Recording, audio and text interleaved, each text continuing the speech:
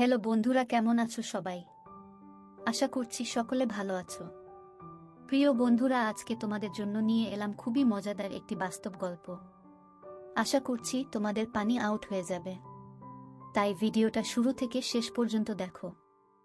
আমি তোমাল, জয়পুরহাট থেকে 20 কিলোমিটার গভীরে এক অজপাড়া গায়ে থাকি। আমার পরিবারে আমার মা আর আমার বাস। পরিবারে আমরা দুজন ছাড়া আর কেউ নেই। বাবা করোনায় মারা যায়। গ্রামের সর্বদক্ষিণে আমাদের বাড়ি। তারপরে আর কিছুই নেই। পাহাড় জঙ্গলে ভর্তি, যেখানে কশিনকালেও কেউ আসে না। বাড়ির সাথে লাগোয়া কয়েক বিঘা জমি থাকায় আমাদের মা ছেলের সংসার কোনোমতে চলছে। বাবা মারা যাওয়ার পর পড়াশোনা বাদ দিয়ে মার সাথে মাঝে মাঝে কৃষিকাজ করি। সবজির ক্ষেত করি বলে আমরাই যা করার করি। আর আমি একটা কাপড়ের দোকান চালাই। তো দুজনের সংসার বেশ চলছে।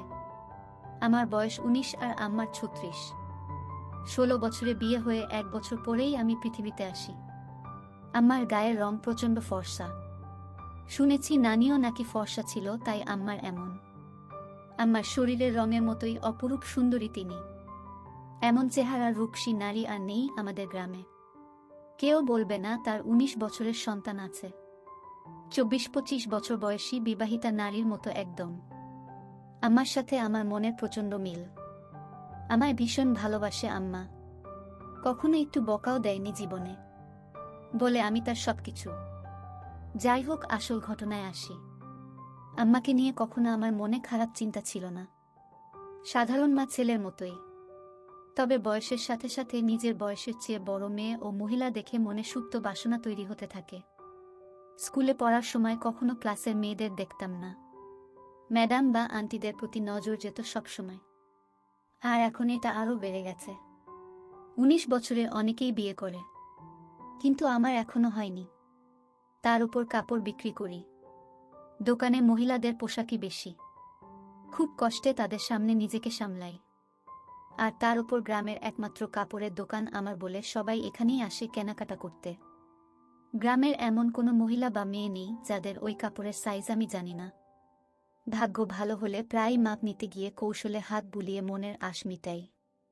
এমন করে আরও বেশি খালা কাকিদের প্রতি আগ্রহ বাড়ছে। এমন করেই যে একদিন আমার জীবনের মোড় ঘুরবে তা কখনো কল্পনাও করিনি। হঠাৎ এক রাতে স্বপ্নদোষ হলো। মা ছেলে দুজন মানুষ, তাই একটা ঘর দিয়ে চলছি আমরা। আম্মা আমার বিপরীত পাশে একটা খাটে ঘুমায়। আমাদের মাঝে চাদরের বেড়া দেয়া। তো উঠে বসে দেখি বিছানা একদম তলিয়ে গেছে ভিজে। লুঙ্গির শুকনো অংশ দিয়ে বিছানায় ভেজাটুকু কোনোমতে মুছে টয়লেটে গেলাম। টয়লেট শেষে ঘরে ঢুকতেই হঠাৎ চোখটা আম্মার দিকে গেল। আর চোখ আটকে গেল সেদিকে। শাড়ি উপরে উঠে পায়ের কিছুটা বেরিয়ে আছে, কিন্তু এইটুকু দেখে আমার চোখ আটকে গেল। নিজের অজান্তেই কেমন একটা ঘুরে হারিয়ে গেলাম। আমিও এগিয়ে আম্মার কাছে গেলাম। আম্মা গভীর ঘুমে আছে। নিঃশ্বাসের সাথে বুকটা উঠানামা করছে, আর কেউ যেন আমার বুকে ঢাক পেটাচ্ছে। মন ভরে অধীর আগ্রহে আম্মার রূপদর্শন করছি। হঠাৎ আম্মা আড়মোড়া ভাঙতে লাগলো ঘুমের মাঝে। আমি দ্রুত নিজের বিছানায় এসে শুয়ে পড়ি। সারা রাত শুধু আম্মার কথা ভেবেই পার করলাম। ঘুমাতে পারলাম না। অনেকক্ষণ পরে চোখ বুজলাম। সকালে উঠে উঠোনে গিয়ে দেখি আম্মা গরুর দুধ দোহাচ্ছে। আগেও দেখেছি, কিন্তু আজ চোখে পড়ল আম্মার পিঠ অনেকটা খোলা। মসৃণ ত্বকের পিঠ দেখে সাবানের অ্যাড করা নায়িকা সব ফেল। রাতে আম্মার সামান্য সৌন্দর্য দেখেই আমি আম্মার প্রতি নিষিদ্ধ আকৃষ্টতা অনুভব করতে লাগলাম। এটা খারাপ বা ভালো এমন কোনো চিন্তাই মাথায় আসছে না। আম্মার পিছনে দাঁড়িয়ে দেখেই যাচ্ছি। হঠাৎ আম্মা পিছন ফিরলে চমকে গেলাম দুজনেই। ছি, আম্মা বুঝে ফেলল না তো? কিন্তু আম্মা বলল, কি সোনা, ঘুম ভাঙছে তোমার? বলে রাখা ভালো, আম্মা আমাকে সব সময় সোনা ডাকে, আর তুমি করেই বলে। যাই হোক, আম্মার কথায় মনে হলো না যে সে বুঝেছে আমি কি করছিলাম। আম্মা, যাও মুখ ধুয়ে আসো, খাবার দিচ্ছি। আম্মা, আজকে দুধ খাবো। আম্মা, এই দুধ খাবা? আমি মনে মনে অন্য কিছু বলতে লাগলাম। আম্মার ডাকে সম্মিত ফিরল। আম্মা, এই দুধ মাত্র দোহাইতেছি। গরম না করলে খাবা কিভাবে? আমি এভাবেই খাবো। তুমি খাইয়ে দাও। আম্মা, আচ্ছা আসো। এই নাও পাগল ছেলে। আম্মা গ্লাসে করে দুধ ঢেলে এগিয়ে দিল। আম্মা মুচকি হেসে আমার চুল আউলে দিয়ে বলল, এখন যাও হাত মুখ ধো, খাইতে দিব। আমি হাত মুখ ধুয়ে খেতে আসলাম। এসেই বলি, আজ আমাকে খাওয়ায় দাও। আম্মা অবাক হয়ে বলল, আজ কি হয়েছে তোমার? আমি, কেন? খাওয়াই দিতে পারবা না আম্মা? আমি কি তা বলছি নাকি? আমি, তাহলে এমন জিজ্ঞেস করো কেন? আম্মা, আচ্ছা বাবা, রাগ করো না, আসো খাওয়াই দেই। আম্মা খাইয়ে দিচ্ছে এমন সময় বললাম, আচ্ছা আম্মা, তুমি আমাকে ভালোবাসো? আমার এমন প্রশ্ন শুনে আম্মা এক প্রকার ভয় পেয়ে বলল, কি হয়েছে তোমার? আজকে এমন কেন করতেছ? শরীর খারাপ নাকি? বলে আম্মা আমায় কপালে গালে ছুঁয়ে দেখতে লাগলো জ্বর আছে কিনা। আমি, আরে কিছু হয়নি, জিজ্ঞেস করতে মন চাইল। আম্মা, তুমি ছাড়া আমার জীবনে আর কেউ আছে নাকি? তোমাকে নিয়ে আমার সব, আমার প্রাণ তুমি। নিজের জীবন থেকেও তোমায় বেশি ভালোবাসি সোনা। কিন্তু হঠাৎ এসব কেন জানতে চাইতেছ? আমি, আম্মা, তুমি আব্বা মারা যাওয়ার পর থেকে আর আগের মতো নাই। সাজো না, নতুন কিছু পড়ো না, আমার এইসব ভালো লাগে না। আম্মা নিরাশ হয়ে বলল, বাবারে, স্বামী মারা গেলে কোনো নারীর অস্তিত্ব থাকে না। তুমি আমার জীবনে আছো দেখে বেঁচে আছি, নইলে কবেই মরে যেতাম। আমি বাবাকে ভীষণ ভালোবাসতে, তাই না আম্মা? সব স্ত্রী তার স্বামীকে ভালোবাসে, আমিও বাসতাম। আমি, কিন্তু আমাকে বাসনা তার প্রমাণ দিয়ে দিলে। আমার পছন্দ তুমি সেজেগুজে থাকো, কিন্তু তুমি তা করো না। আমায় ভালোবাসলে এমন করতে না। তুমি খুশি থাকো, তা চাই আমি।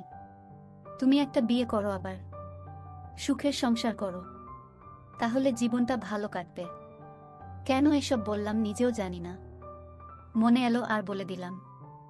আমার কথা শেষ হতে না হতেই ঠাস করে একটা চড় পড়ল আমার গালে। আমি ব্যথার চেয়ে অবাক হয়েছি। আমার জ্ঞান হবার পর কখনো আমাকে কেউ মারেনি। মার দূরে থাক, কখনো চোখ রাঙিয়ে কথাও বলে না। কিন্তু আজ এতই রাগ হলো যে মার খেলাম। আম্মার চোখ লাল হয়ে আছে, কাঁদতে কাঁদতে বলল, নিজের বাবা মরে গেছে বলে মাকে অন্যের বিছানায় দিতে চাও? বোঝা হয়ে গেছি আমি, তাই না? আমাকে খাওয়াতে পড়াতে কষ্ট হচ্ছে, আমি চলে যাব, চিন্তা করো না। বলেই উঠে চলে গেল। আম্মা ও নিজের বিছানায় শুয়ে কাঁদতে লাগল। আমি উঠে তার কাছে গিয়ে হাজারো বার বোঝানোর চেষ্টা করলাম, কিন্তু আমার কোনো কথাই শুনল না। আম্মা, এখন আমার চোখের সামনে থেকে যাও। আমি আম্মার কথায় ভয় পেয়ে যাই, বের হয়ে যাই দোকানের উদ্দেশ্যে। রাতেও কথা বলল না, যে যার মতো শুয়ে পড়ি। হঠাৎ ঘুমের মধ্যে গালে নরম ছোঁয়া পেয়ে উঠে পড়ি। দেখি আম্মা আমার সামনে বিছানায় বসে। উঠে আমি সামনে বসতেই আম্মা চোখ জ্বলজ্বলে করে আমার গালে হাত বুলিয়ে বলল, ব্যথা করছে তাই না? আমি, আমাকে মা করে দাও আম্মা, আর কখনো বলবো না এসব। তুমি আমার কাছে মোটেও বোঝা না। আমি ভেবেছি হয়তো তোমার ভালো হবে, কিন্তু তুমি কষ্ট পাবে জানতাম না। আমায় মাফ করে দাও। আম্মার সাথে সাথে আমায় বুকে টেনে নিল ও বলল, সোনারে, আমি তোমায় ভীষণ ভালোবাসি। তোমায় ছেড়ে কারো সংসারে গিয়ে নিজের সুখ চাই না। তোমার বাবার পরে তুমি আমার একমাত্র সম্বল। আর কখনো এমন বলো না সোনা। আমি, আর কখনো বলবো না আম্মা। আমার উপর আর রাগ করে থেকো না। এবার মনের কষ্ট ও ভয় দূর হলে আমি মার সৌন্দর্যের উপর আবার আকৃষ্ট হলাম। পরদিন বিকালে বাড়ি ফিরেই আমি চমকে উঠলাম। আম্মার পরনে একটা সবুজ শাড়ি আর হলুদ ব্লাউজ পরায় চমৎকার মানিয়েছে, একদম সর্ষি ললনা লাগছে। আমায় দেখে মুচকি হেসে বলল, এখন ঠিক আছে তো? আমি, তুমি সত্যি আমার জন্য নতুন শাড়ি পরেছ আম্মা? নইলে কি অন্য কেউ আছে আমার? আমি খুশিতে আম্মাকে জড়িয়ে ধরি। আম্মাও সাড়া দিল। আম্মা, তুমি আমার জান, তোমার খুশিই আমার খুশি। তুমি নতুন নতুন সাজবে, তা আমার খুব ভালো লাগে। আম্মা, বুঝেছি, তোমাকে এখন সুন্দরী একটা মেয়ে দেখে বিয়ে দিতে হবে। আমি, আর কখনো বিয়ের কথা আনবে না। আম্মা, সে কি? বিয়ে কেন করবে না? আমি, আমি শুধু তোমায় নিয়েই থাকব। আম্মা, আরে পাগল, আমি তো থাকবই। বিয়ে করতে তাতে সমস্যা কোথায়? আমি, আমার আর তোমার মাঝে অন্য কেউ আসতে পারবে না। আমি চাই না আমাদের মাঝে কেউ আসুক, আর কখনো বিয়ের কথা বলবে না। তুমি ছাড়া আর কাউকে নিয়ে আমি সংসার করতে চাই না। আম্মা আমার কথা মা ছেলের মমতাময় ভাব বুঝেছে, কিন্তু তা ছাপিয়েও যে আমি তার মন প্রাণ সব পাওয়াটা ভাবছি তা তো সে জানে না। আম্মা, আচ্ছা বাবা, আর বলবো না। আম্মা কিছুক্ষণ আমায় চেয়ে দেখল ও বলল, আচ্ছা যাই হোক। বললে না তো আমায় কেমন লাগছে? আমি একদম পরি লাগছে। তোমার মতো সুন্দরী এই দুনিয়ায় কেউ নেই। আম্মা লজ্জা পেয়ে বলল, আহ দুষ্টু, খালি মজা করো। আমি সত্যি বলছি, আমি বিশ্বাস করো। আম্মা, আচ্ছা আচ্ছা হয়েছে, এখন যাও গোসল করে আসো। আমি পুকুরে গেলাম গোসল করতে। বাড়িতেই পুকুর আমাদের ঘরের পাশে। আমি গোসল করে গা মুছে সেই হালকা ভেজা গামছা পরেই এসে আম্মার সামনে দাঁড়িয়ে বললাম, ভিতর থেকে লুঙ্গি এনে দাও না আম্মা। হঠাৎ আম্মার চোখ খেয়াল করলাম আমার গামছার দিকে। নিচে তাকিয়ে দেখি আমার ওটা স্পষ্ট আকার বোঝা যাচ্ছে। তার মানে কি আম্মা তাই দেখছিল? আমি মেলাতে পারলাম না। সেদিন রাতে হঠাৎ ঘুম ভাঙল একটা অদ্ভুত শব্দে। উঠে ভাবলাম আম্মার কাছে দেখি। দেখি বিছানায় নেই আম্মা, দরজা খোলা। হয়তো বাহিরে কোনো সমস্যা হয়েছে কিনা ভেবেই তড়িঘড়ি করে বাহিরে গেলাম। আম্মাকে ডাক দিলাম কিন্তু সাড়া নেই। হঠাৎ একটা শব্দ এলো গোসলখানা থেকে। পুকুরে গোসল করে আম্মা, তবে মাঝে মাঝে গোসলখানায়ও করে। তাই সেখানে এগিয়ে গেলাম দেখতে শব্দ খুঁজে। এগিয়ে যেতেই শব্দ বাড়ছে। হঠাৎ শব্দটা কেমন অদ্ভুত হলো।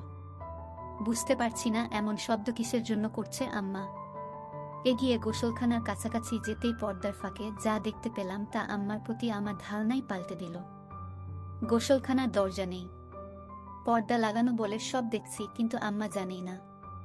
আম্মা টিউবওয়েলের চোখা অংশের উপর বসে আজব কাজ করছে। শাড়ি পরা বলে তা দেখা যাচ্ছে না, কিন্তু বোঝা যাচ্ছে। কাজ সেরে আম্মা টিউবওয়েল থেকে নেমে গেলে আমি চুপি পায়ে ঘরে এসে শুয়ে পড়ি। চোখ বুঝে হালকা খুলে দরজায় নজর রাখি ঘুমের ভান করে, আর লুঙ্গি তুলে রাখি যেন দেখা না গেলেও আম্মার কৌতূহল বাড়ে। আম্মা ঘরে ঢুকল। দরজা আটকেই আমার বিছানার কাছে এসে দাঁড়ালো। সে দাঁড়িয়ে থাকায় তার চোখে বাহির থেকে জানালার ফাঁক দিয়ে আসা চাঁদের আলোয় স্পষ্ট দৃষ্টি আমায় গিলে খাচ্ছে। ঘুমের মাঝে আমি আর মোড়া ভাঙার ভান করলাম। তাতে আম্মা তড়িঘড়ি করে চলে গেল নিজের বিছানায়। আমার মন খুশিতে নেচে উঠল আম্মার আমার প্রতি এতই আকর্ষণ দেখে। কখন যে আম্মার কথা ভাবতে ভাবতে ঘুমিয়ে গেলাম বলতেও পারি না।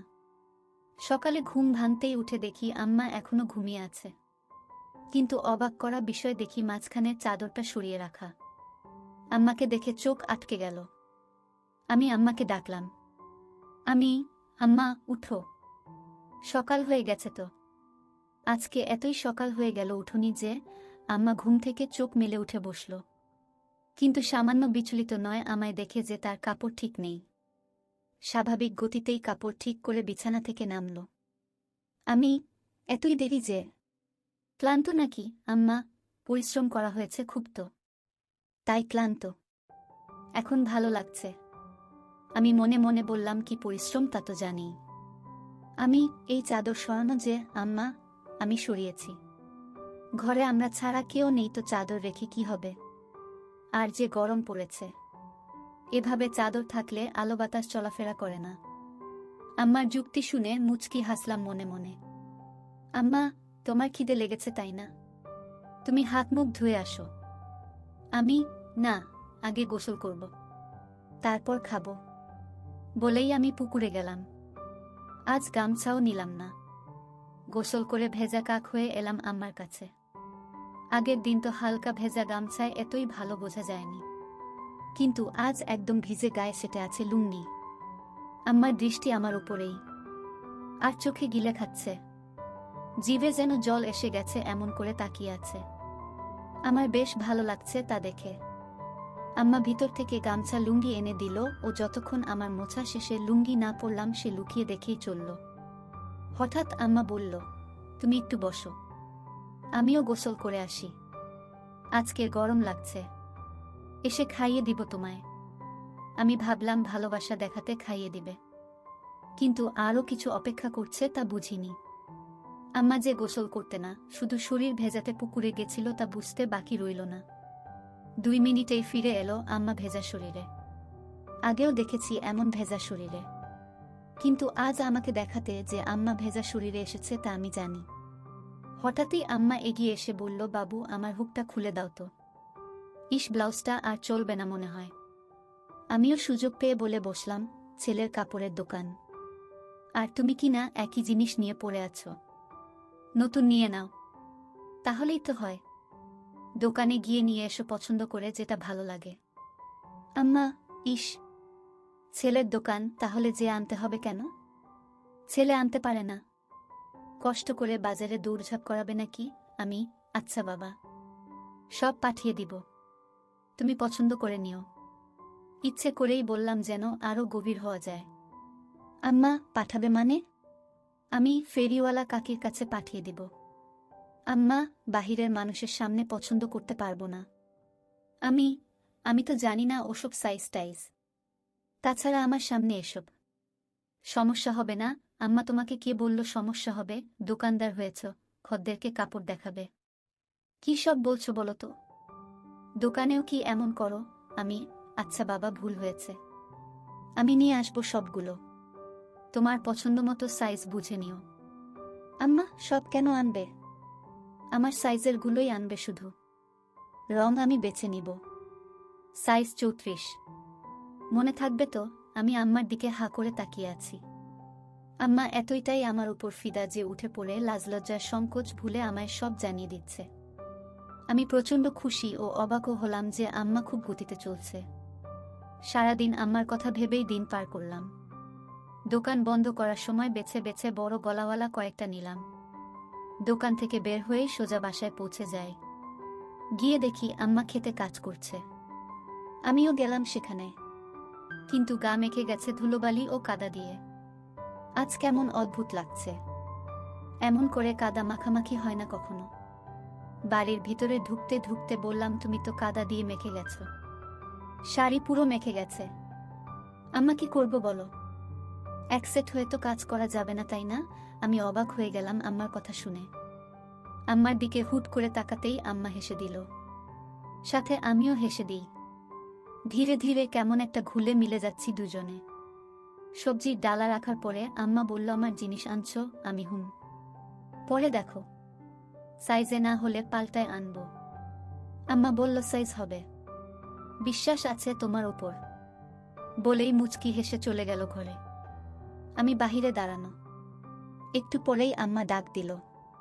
ভিতরে যেতে যেতে ভাবলাম মজার কিছু হবে, কিন্তু আম্মা আমায় হতাশ করল। আম্মার হাতে একটা হলুদ শাড়ি গামছা। আম্মা, তুমি একটু বসো, আমি গোসল করে আসি, বলেই আম্মা পুকুরে চলে গেল। কিছু না ভেবেই চলে গেলাম একটু পরেই পুকুরের কাছে। ঝোপঝাড়ে গিয়ে দাঁড়িয়ে উকি মারতেই চোখ কপালে উঠে গেল। আহ, কি সুন্দর লাগছে, বলা বোঝানো যাবে না। হঠাৎ একটা পিঁপড়া কামড় দিলে আচমকায় মুখ থেকে অস্ফুট বাকি উফ শব্দ হয়ে গেল, আর ঝোপঝাড় একটু নড়ে গেল। আম্মা একটু চমকে এদিকে তাকালো ও দেখতে লাগলো এদিকে। পরক্ষণেই আমায় অবাক করে দিয়ে আম্মার মুখে একটা মুচকি হাসি দেখতে পেলাম। মাথায় ঢুকলো না আম্মা কি আমায় দেখেই ফেলেছে কিনা। হঠাৎ নিচে পায়ের দিকে তাকিয়েই দেখি আমার শরীর পুরোটাই আম্মার দিক থেকে দেখা যাচ্ছে। আমি প্রচণ্ড লজ্জা পেলাম ধরা পড়ে, কিন্তু আম্মা তো আমায় ধরা পড়তে দেয়নি দেখে খুব ভালো লাগলো। আম্মা এবার দেখাল কারিশমা। আগে পানিতে একটা ডুব দিয়ে পানি থেকে উঠল, তখনই আমায় আকাশ থেকে ফেলে আম্মা অকল্পনীয় কাজ করল। ডানায় উঠে দাঁড়িয়ে আগে আমার দিকে তাকিয়ে একটা অদ্ভুত মুচকি হাসি দিল।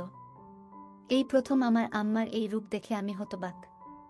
আমি দ্রুত ঘরের সামনে চলে যাই ও দরজায় বসে থাকি। তখন আম্মা এলো আবার অবাক করে। আমার সামনে এসে দাঁড়িয়ে মুচকি হেসে বলল, খিদে লেগেছে সোনা? আমি, হ্যাঁ আম্মা। তোমার এতই সময় লাগলো যে? আম্মা, তুমি জানো না বুঝি?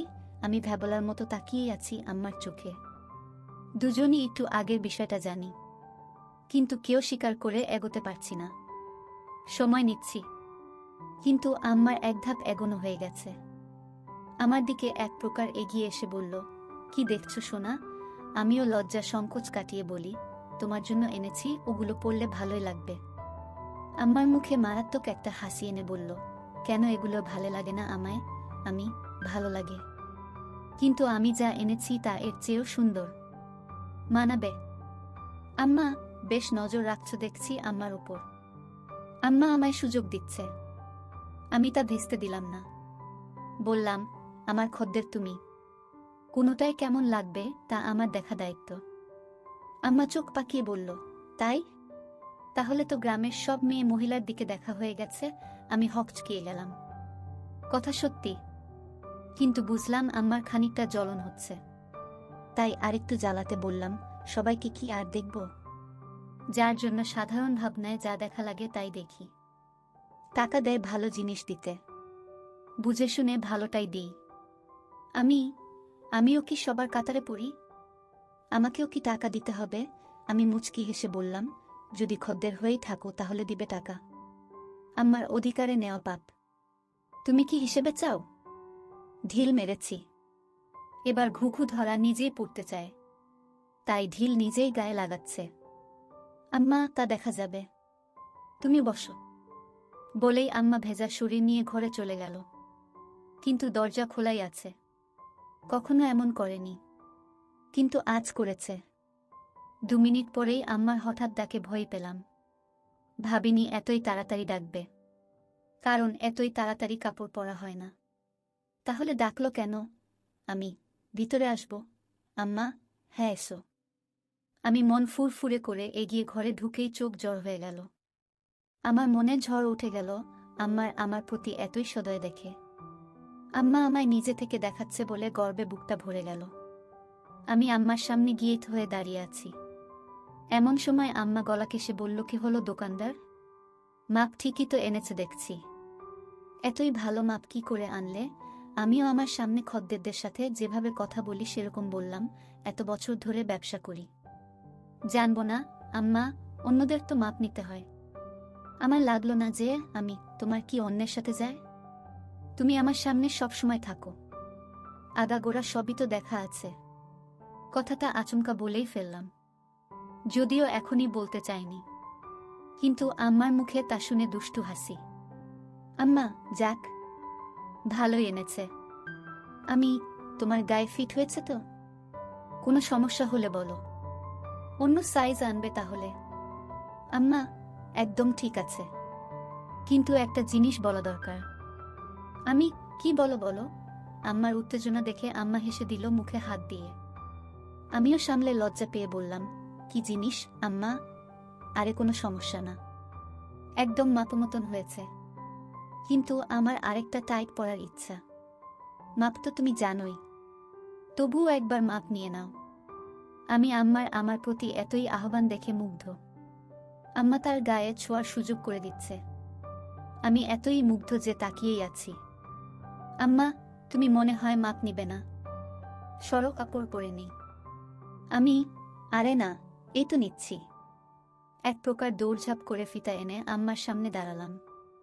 অন্যদেরও তো স্বাভাবিকভাবেই মাপ নেই, কিন্তু আম্মার সামনে এসে বুক ধরফর করছে। কোনো পাশ থেকে শুরু করব তাই বুঝতে পারছি না। এতই পাগল হয়েছি যে কিসের জন্য মাপ নিব তাই জিজ্ঞেসই করিনি। আম্মা মুচকি হাসছে আমার কাণ্ড দেখে। আমি, কি হলো, হাসছো কেন? আম্মা, কিসের মাপ নিবে তুমি জিজ্ঞেস করেছ? আমি, ও তাই তো। কিসের আম্মা? জামার। পাগল ছেলে, তুমি যে দোকান করো কিভাবে জানি না। নাও এই ধরো। বলেই আম্মা হাত দুটো দুদিক ছড়িয়ে দিল। আমি একটু ঝুঁকে পিছন দিয়ে ফিতা এনে বুকের উপর রাখলাম। এখনো টাইট করিনি। আম্মা তাও বলল, আরো টাইট। আম্মার বুকে একটা কাঁপুনি হলো আর মুখে পাগলাটে একটা চাহনি। আমার চাহনি দেখে আম্মা একটু বিরক্ত হয়ে বলল, খদ্দেরদের সাথে এমন আচরণ করো তুমি? একটা মাপ নিতেও এত সময় কেন? আমি, যত যাই হোক, তুমি তো আম্মা। আম্মা, তাতে কি হয়েছে? কাজ কাজের জায়গায়, বাহিরে হলে কি এতই স্বাভাবিকভাবে তোমায় বলতে পারতাম? তুমি নিজের পেটের সন্তান, তাও যদি এতই রংচং করো। লাগবে না, যাও। বলেই আম্মা সরে যেতে নিলে আমি হাত ধরে বলি, আচ্ছা এসো, মাপ নিচ্ছি। কত রাগ করে গো আম্মা, নয়তো কি করব? বাহিরের মানুষের কাছে গিয়ে মাপ দিব? আম্মা, আচ্ছা হয়েছে, এসো, হাত ছড়াও। আম্মা, পারবো না। পারলে সরিয়ে নাও। আম্মার এই অভিমান খুব ভালো লাগলো। আমি এবার সংকোচ কেটে গেলাম, তাই আমিও এগিয়ে গেলাম।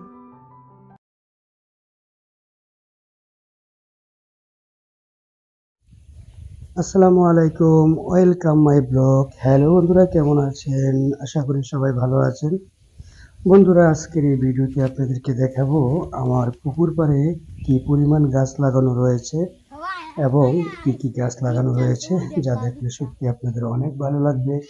আশা করি মনোযোগ সহকারে আমার এই ভিডিওটি দেখবেন, কারণ আমরা অনেকেই রয়েছি পুকুর পাড় এবং কি খালি জায়গা পড়ে থাকে, যেগুলোতে আমরা চাইলেই কিন্তু প্রচুর পরিমাণ গাছ লাগাইতে পারি।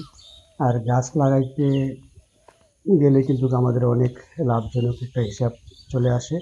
কেননা আপনি গাছ লাগাইলে দেখুন, কথায় আছে গাছ লাগান পরিবেশ বাঁচান। যদি আপনি গাছ লাগান তাহলে আপনি অক্সিজেন পাবেন।